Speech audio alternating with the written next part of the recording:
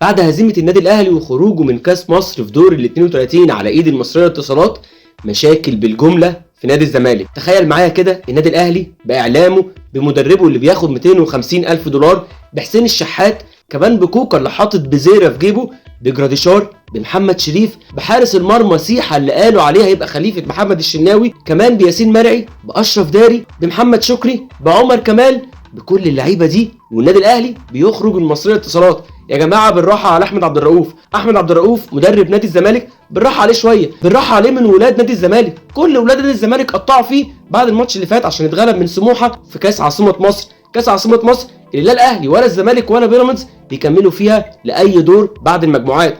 انتوا اللي بتقطعوا في الراجل. نادي الزمالك تخيل معايا كده لو في مدرب اجنبي، حتى لو مدرب كبير، هيمشي وهيسيبك ومش هيكمل.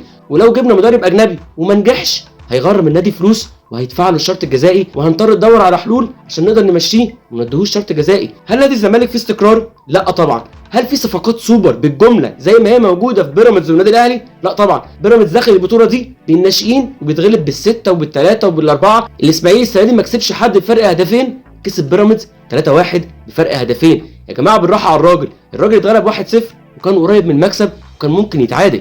ايه يعني لما نتغلب ماتش كاس العاصمه؟ الراجل لسه ما خرجش من البطوله. كمان اهم حاجه، نادي الزمالك مليان مشاكل، لعيبه ما بتاخدش فلوس، محترفين ما بياخدوش فلوس، لعيبه غايبه في المنتخبات. انتوا بتلوموا على الراجل في ايه؟ كتر خير احمد عبد الرؤوف اللي هو بكل الامكانيات القليله اللي هي معدومه اصلا ومش موجوده وبيعمل النتائج دي.